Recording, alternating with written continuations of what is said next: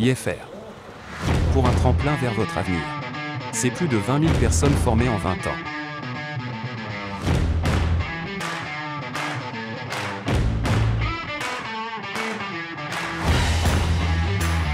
Retrouvez toutes les informations sur notre site internet et les réseaux sociaux.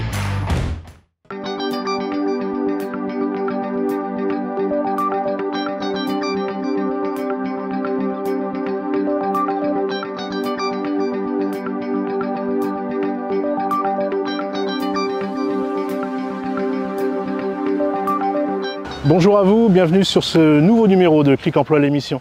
Cette fois-ci, on s'est intéressé au service à la personne. Un gros besoin professionnel ici à l'île de la Réunion. On sait qu'on vieillit de plus en plus, un pourcentage de personnes âgées encore plus important et ça va continuer. Et clairement, un besoin, des métiers sous tension.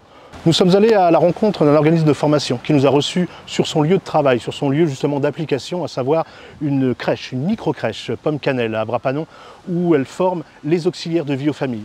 Titre professionnel d'un niveau CAP qui les amène justement à travailler par la suite dans des structures. Puis par la suite, nous sommes partis auprès des personnes âgées, dites fragiles, pour le service à la personne, découvrir le quotidien d'une personne qui justement travaille auprès des personnes dites fragiles. Clic Emploi, le service à la personne, c'est parti. Madame Gide, bonjour. Bonjour. Directrice du service à la personne pour le centre de formation IFR. Tout à fait. Nous sommes ici actuellement sur Brapanon, sur un secteur que vous connaissez bien, puisque vous suivez, je dirais, le service à la personne pour différentes structures. On va aller dans le sujet, je dirais, de la formation professionnelle, de l'alternance, pour en savoir un petit peu plus sur ce secteur qui peine à recruter. J'aurais aimé savoir un petit peu quels sont les bons profils et pourquoi on a autant de mal à recruter au service à la personne ici à La Réunion. Il faut savoir que justement le service à la personne est un service en tension en fait, donc beaucoup de recrutement, beaucoup de besoins. On a une population vieillissante, ce qui fait que au niveau de nos formations à DVF par exemple, nous avons beaucoup de profils. Il faut qu'on soit en perpétuel en fait recrutement pour pouvoir répondre aux besoins des entreprises. On a un chargé de recrutement dédié uniquement pour la recherche d'apprentis pour pouvoir répondre justement à ce besoin. Alors quand vous dites justement on a la même problématique de recrutement sur les deux, je dirais les deux secteurs, c'est-à-dire que pour les petits, c'est-à-dire les enfants, tout comme les personnes seniors, âgées, les gramounes comme on dit, grosse difficulté à recruter également. Il n'y a pas un qui marche plus que l'autre. Là où il est plus compliqué en fait de recruter, c'est sur l'aide à domicile. Pourquoi? Parce qu'il y a pénibilité du métier, il y a peut-être un travail aussi à faire sur la rémunération, etc. Donc je pense que voilà, donc l'un dans l'autre, le secteur d'activité demande à être vraiment valorisé. D'accord. Quand le profil est enfin trouvé, j'imagine que vous vous organisez un certain nombre d'événements pour pouvoir justement avoir ce vivier de bons profils à proposer ensuite à ces structures.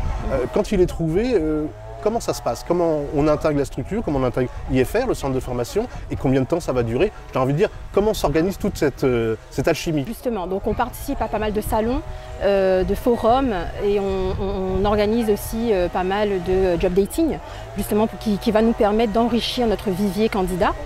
Et justement, quand va arriver le moment où les entreprises vont venir vers nous et nous aussi on va faire notre sourcing d'entreprise, on va proposer ces profils-là donc aux entreprises pour qu'ils puissent derrière faire les entretiens et les recruter. Et une fois recrutés, donc là on va démarrer donc le parcours de formation, donc le contrat d'apprentissage. Le contrat d'apprentissage qui va durer 1 an.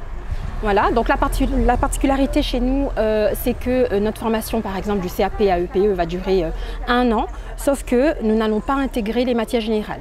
D'accord, on a fait ce choix-là, pourquoi? Parce qu'on se dit qu'1 an, quand même, c'est court pour une formation comme celle-ci et on va axer la formation sur les compétences métiers. D'accord, donc 1 an dans la structure, 1 an en formation, tout ça par le biais d'un dispositif qu'on appelle l'alternance. Exactement. Mais alors qui aboutit à quelque chose? Un diplôme, un titre? Aux alentours du mois de mai-juin de l'année suivante, donc il se présente donc au CAP à EPE, accompagnant éducatif petite enfance, qui va voir en fait donner si voilà, s'ils ont les compétences pour avoir ce diplôme ou non. D'accord. Donc si j'ai bien compris, le jeune, ça y est, il est retenu, il a le bon profil, il présente bien, il est motivé. Il intègre l'organisme de formation IFR qui justement dispense cette formation d'un niveau CAP, c'est ça? Oui, c'est ça. D'accord, ok. Et par la même occasion, intègre aussi également une structure. Exactement. Alors maintenant, la question, je dirais la question clé, est-ce qu'il reste après dans la structure en tant qu'embauché, salarié de la structure, ou est-ce qu'une fois qu'il a terminé sa formation, son alternance, il repart vers le chômage. Alors, nous avons la chance à l'IFR d'avoir un très bon taux en fait, d'intégration en entreprise. Donc du coup, nous sommes par exemple aujourd'hui dans la crèche Pomme Cannelle qui a recruté deux de nos apprentis de la session précédente et qui accueille cette année donc, 2 apprentis pour la promotion de l'année prochaine. Ah oui, alors c'est plutôt pas mal. Quand on dit que finalement ce genre de dispositif, l'alternance, le contrat d'apprentissage, c'est la voie royale, ça veut dire que clairement quand on a quelqu'un de bien et qu'on pendant un an on l'a formé, on l'a eu quasiment au quotidien, parce que je pense que c'est tous les jours où la personne est au sein de la structure, pourquoi s'en séparer alors qu'elle correspond complètement au profil et surtout aux tâches qui sont demandées dans l'activité? Point de vue salarial, comment ça se passe? C'est des métiers qui sont, sur le plan de la rémunération, qui sont intéressants ou au contraire, il y a encore vraiment du travail là-dessus? Alors, il faut savoir que le CAP donne accès, on va dire, au métier de animatrice, animateur ou auxiliaire petite enfance. D'accord? Si on veut évoluer toujours dans ce secteur-là, donc on va plutôt être amené à passer, par exemple, le diplôme d'auxiliaire. D'accord. Voilà. Effectivement. Est-ce que, sur le plan, je dirais, du genre, est-ce qu'il y a plus d'hommes que de femmes ou plus de femmes que d'hommes qui officient à ce genre de métier? Alors effectivement, donc là c'est un métier plus de femmes. Donc on a eu la chance l'année dernière d'avoir un homme, cette année pareil un homme. Donc effectivement, donc il y a plus de femmes que d'hommes. Donc là la parité pour le coup, elle est quand même pas très respectée. Ok, très bien. Mais écoutez, on a je dirais une vue d'ensemble sur ce que vous proposez au sein de votre structure de formation, IFR. On va maintenant partir un peu dans le vif du sujet sur le plan professionnel, sur le terrain pro, pour voir un petit peu ce qui se passe. Nous sommes partis tourner à l'intérieur de cette magnifique petite crèche qui s'appelle Pomme Cannelle, ici à Brapanon, pour savoir un petit peu comment se passe le quotidien d'un agent auxiliaire de vie aux familles. Avec plaisir. Merci à vous en tout cas, Madame Zick. Merci beaucoup. À bientôt. À bientôt.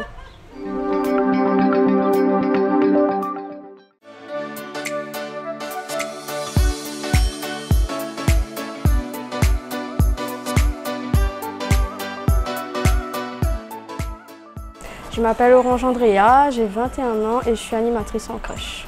J'ai fait 10 mois ici, ensuite j'ai été embauchée par la suite direct derrière. L'équipe a su me mettre à l'aise dès le début, les enfants sont sympas aussi.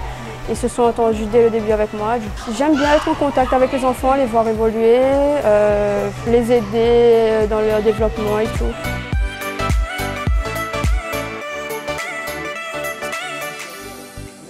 J'ai voulu suivre le parcours de petite enfance parce que déjà j'aime les enfants, j'aime travailler avec eux. Et puis depuis mon enfance, j'ai toujours surveillé mes cousins, mes cousines et ma petite nièce. Et du coup voilà, j'aime être avec les enfants. Et puis j'ai travaillé auparavant en tant qu'accompagnatrice transport scolaire. Et c'est grâce à ce travail, on va dire, que j'ai voulu poursuivre plus loin et pourquoi pas avoir un diplôme dans la petite enfance.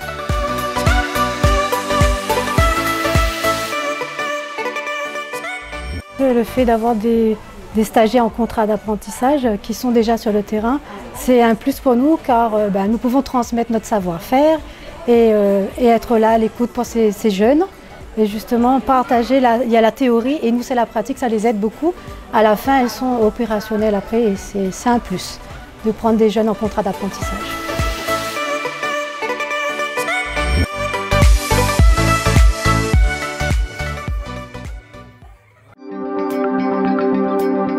Madame Lebeau, bonjour. Bonjour. Gestionnaire de cette micro-crèche Pomme Cannelle, ici à Brapanon. Oui. Merci de nous recevoir au milieu des enfants, au milieu de ces assistantes de vie aux familles. D'ailleurs, combien de personnes travaillent chez vous? Alors, il y a 3 professionnels de la petite enfance qui travaillent ici, ainsi que, on va venir dessus, les apprentis. Les apprentis, voilà. Ceux qui sont en alternance. En alternance, voilà. D'accord, ok. Voilà. Qui eux, je veux dire, ont le même rythme de travail que les salariés? Voilà. Même heure de début, même heure de fin? Voilà, c'est ça. Ils sont considérés comme les salariés de l'entreprise. D'accord, donc ils ont intégré l'équipe. Voilà. C'est plutôt bien, c'est chouette. Oui. Alors qu'est-ce qui a fait qu'aujourd'hui vous passez par un organisme de formation comme IFR pour justement recruter? Alors, les centres de formation IFR, ils sont, on va dire, habilités à l'expérience, à faire les entretiens. À l'IFR, ils sont spécialisés, on va dire, dans le recrutement de ces jeunes. Ils ont l'habitude de recruter les bons profils. Donc si je comprends bien, c'est eux qui ont recruté pour vous? Oui, bien sûr. Ah d'accord, ok. Donc en fait, eux, dans leur fonction première, ils ne font pas que de la formation. Ils sont aussi au premier plan, ils vont recruter les bons profils et par la suite, vous les mettre à disposition. Voilà. Bien sûr, si vous acceptez justement. Voilà. Il y a une période d'essai quand même? Oui, effectivement, il y a une période d'essai. Elles ont 45 jours d'essai. 45 jours. Voilà, 45 jours d'essai. Et si je vois que ça fonctionne bien, voilà. Aujourd'hui, on a l'impression que, pas que dans votre secteur, hein, pas que dans la filière justement d'aide de vie aux familles, service à la personne, on a l'impression que les organismes de formation sont devenus vraiment des recruteurs pour le monde professionnel. Oui, je pense. Oui. Ouais. Vous avez ce ressenti, vous passez maintenant par eux régulièrement? Oui, je passe régulièrement par eux pour les apprentis. D'accord. Voilà. Alors si aujourd'hui quelqu'un arrive vers vous, il a, je dirais, le diplôme mais pas les compétences, il n'a jamais travaillé, ça fait une différence par rapport à des jeunes qui sont, eux, je dirais, habitués à faire de l'alternance et donc forcément avoir déjà un peu du terrain, j'ai envie de dire. Oui, voilà, c'est ça, c'est important parce qu'on sait maintenant de nos jours, pour ces jeunes, aller chercher un emploi en n'ayant pas d'expérience, c'est un peu compliqué. Tandis que là, elles ont quand même une année d'expérience quand elles quittent, on va dire Pomme-Canet, quand elles quittent Pomme-Canet, elles ont une année d'expérience et c'est beaucoup plus facile pour elles d'arriver sur le marché de l'emploi en ayant une année d'expérience. C'est vrai que c'est quand même pas négligeable. Ouais. Un an d'expérience sur le CV, pour le prochain poste, c'est quand même un atout majeur. Quel est le quotidien d'une personne? Elle arrive le matin ici, le jeune stagiaire hein, qui arrive, qui est en formation, mais qui est aussi chez vous en tant que, je dirais, stagiaire salarié. Quel est son quotidien? Par quoi il commence et qu'est-ce qu'il va faire? Alors, du coup, elles font comme les autres filles. Hein. Elles accueillent les parents.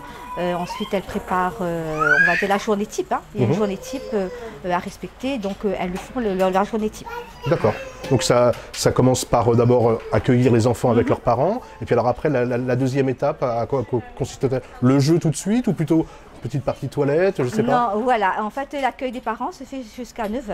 D'accord. Ensuite, il y a la collation à partir de 9 h. D'accord. Voilà. Et ensuite, après, ça commence à faire les activités. Ensuite, on vient à l'heure d'échange, le repas, la sieste. Et ensuite, on recommence le retour des parents à partir échelonné.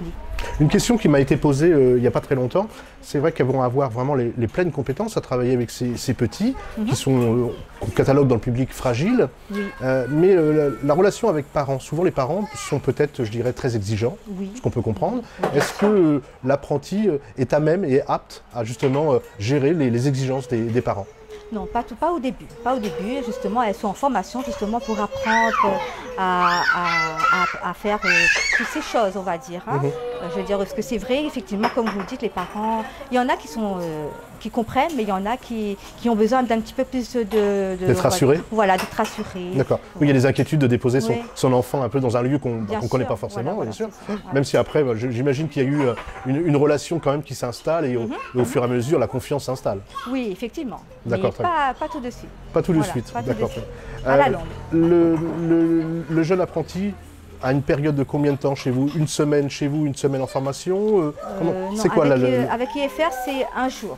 Un jour par semaine et le reste du temps, elles sont ici avec nous. Ok, très bien.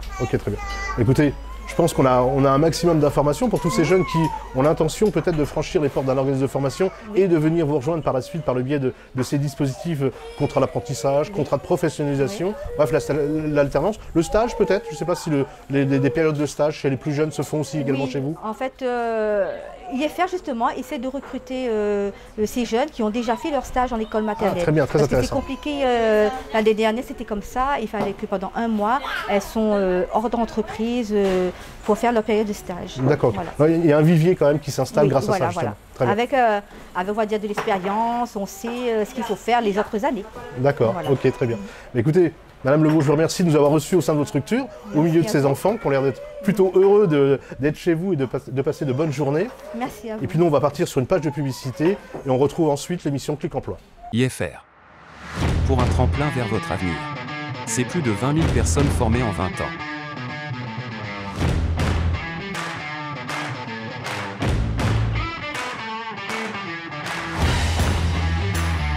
Retrouvez toutes les informations sur notre site internet et les réseaux sociaux. De retour de cette petite coupure publicité, nous sommes accueillis par Lorraine Lagarde. Bonjour. Responsable secteur à la Scopad. Merci de nous recevoir dans ce lieu magnifique. Petite question, depuis combien de temps existe la Scopad? Alors la Scopad existe depuis 2010. Depuis 2010, donc déjà une bonne période. Combien de salariés en tout représente la Scopad? Tout confondu, on est à peu près 1000 salariés. Ah oui, d'accord, 1000 salariés, effectivement.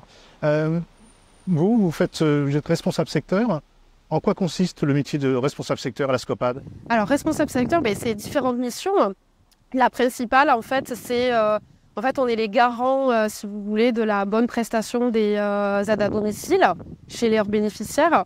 Donc, on pose le cadre, en fait, des prestations, on évalue les besoins des bénéficiaires. Et après, il y a toute la partie management des équipes, gestion de planning. Ouais, ça représente quand même pas mal de métiers, plusieurs casquettes.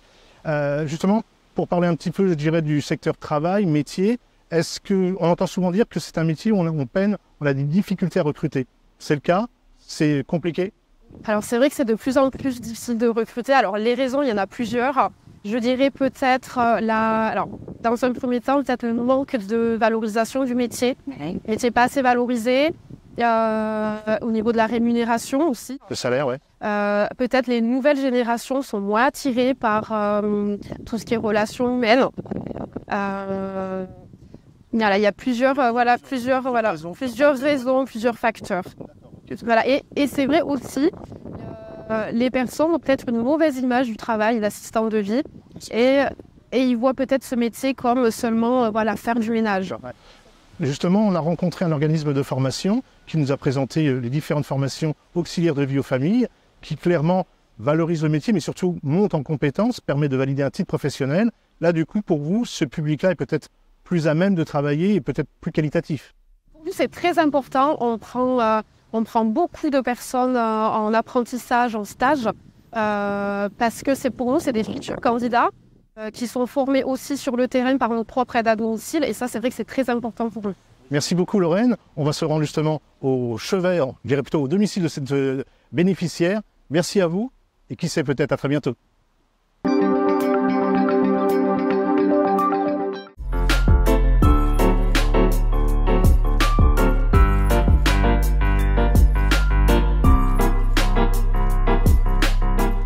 Et du coup, de fille, ça va? Elle a repris le boulot? Ben oui, j'étais en congé. Oui. En congé maladie. Parce que t'es fatiguée trop.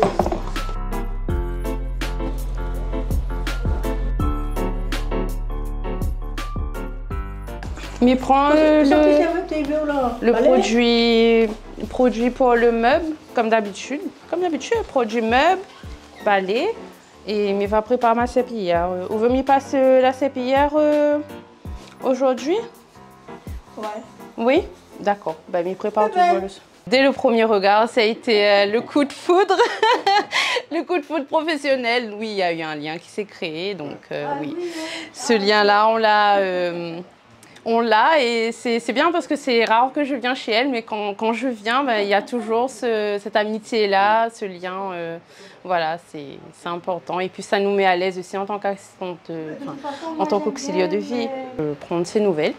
Je lui dis bonjour, je la salue, je prends ses nouvelles et puis je lui demande ce qu'elle souhaite que je fasse aujourd'hui. Donc, quelles sont les tâches importantes que je puisse faire aujourd'hui. Généralement, c'est le ménage ou soit l'entretien de la maison ou soit le repassage. J'ai toujours été dans ce milieu-là. Donc, mais j'étais au bureau. Du coup, là, je suis sur le terrain, je vois les gens, je les côtoie. Voilà, il y a comme on dit, il y a ce lien qui se crée. Donc, c'est ça qui est génial, en fait.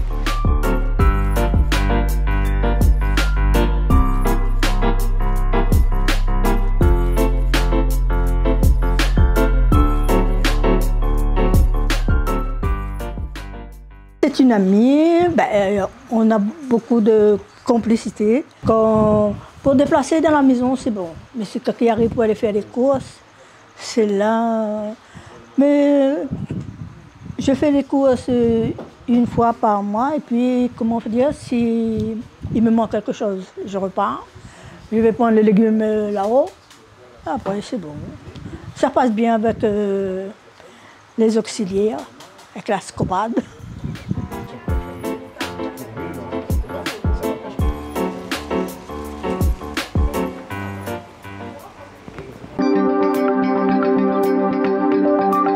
Cette édition Clic Emploi, l'émission touche à sa fin.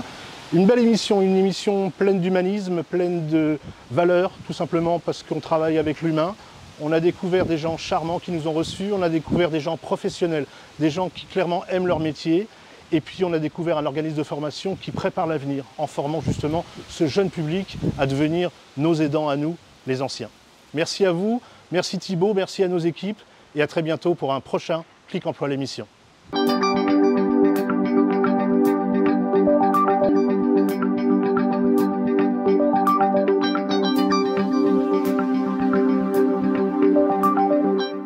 IFR. Pour un tremplin vers votre avenir. C'est plus de 20 000 personnes formées en 20 ans.